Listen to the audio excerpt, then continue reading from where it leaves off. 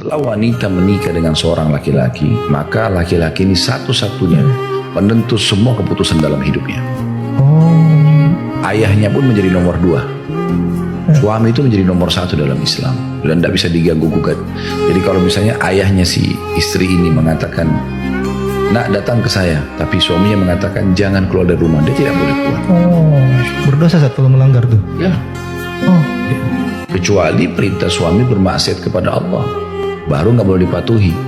Kembali kepada hadits Nabi SAW, la ta'ata illa bil ma'ruf. Tidak ada ketaatan kecuali pada hal yang dibolehkan. Dalam hadis lain, la ta'ata li makhlukin fi ma'siyati khaliq.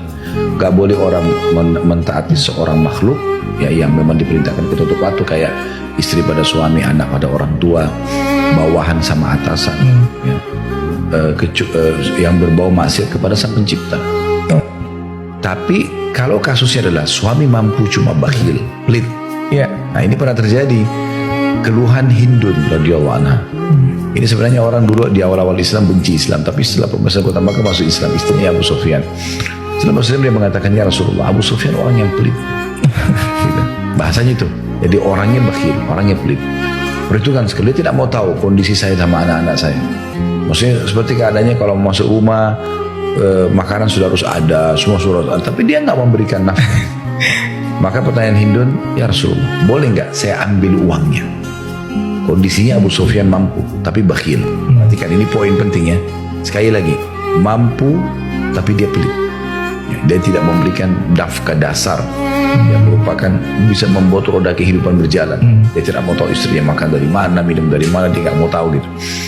Maka pada saat itu Nabi SAW mengatakan, ambillah dari hartanya yang diambillah hartanya secara ma'ruf. Maksudnya harus betul-betul detail sesuai dengan kebutuhan kamu. Lebih nggak boleh, ini zalim. Itu berarti mencuri gitu kan. Ambillah dari hartanya yang mencukupi secara ma'ruf. Kebutuhan itu harus dibatasi ya. Betul, Ustaz. Makanan, minuman, pakaian, tempat tinggal, transport. Semampu suami. Makanan, porsi dia. Misalnya dia makan 1 piring dengan sedikit lauk, itu udah harus jadi tolak ukur. Jadi nggak boleh dia bilang, oh tapi kan kebutuhan saya 5 piring karena saya mau kasih dibuat-buat kebutuhannya ke saudara saya, kasih ke keluarga saya. Itu nggak ada urusan, itu di luar itu kalau dalam ibadah sudah sunnahnya saja. Nah, sama juga dengan minuman, bukan berarti dia harus beli semua kulkas di yang nggak mampu misal, atau pakaian, ini rak lemari sudah mau rubuh nih rumahnya pakaian. Terus bilangnya nggak punya baju lagi. Udah padahal kena promo ini. Nah terus ambil uang suami diam-diam, ini nggak boleh. Terus tempat tinggal paksain harus suami beli rumah, suami nggak mampu Pak, bisa kos-kosan, ya udah kos-kosan aja kan gitu. Transportasi, dia mau pergi kemana, suaminya baru mampu berikan ongkos angkot misalnya, sudah itu ya, itulah transportasinya.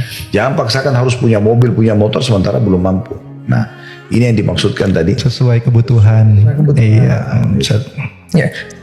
Daripada dia menghabiskan waktu dan umurnya pada orang yang seperti ini, lebih baik dia mengambil jalan pintas untuk memutuskan. Tapi saran saya pribadi, sebelum mengambil keputusan cerai, istikharahkan. Minta petunjuk sama Allah SWT. Karena doa istikharah itu kan diantaranya, ya Allah kalau perkara ini, disebutlah perkara dia. Di akhir doa istikharah itu kan, baik buat urusan dunia saya, akhirat saya, urusan dunia saya, agama saya dan akhirat saya, maka mudahkan dan berkahi. Kalau ini buruk buat dunia saya, dunia saya, agama saya dan akhirat saya, maka alihkan saya dari dia, alihkan dia dari saya. Maksudnya dua-duanya tidak merasa kehilangan. Dan takdirkanlah kebaikan dimanapun aku berada, dan buatlah aku ridho kepadanya. Maka istikharah itu jalan pintas doa. Nah disitulah dia bisa mendapatkan petunjuk dari Allah SWT.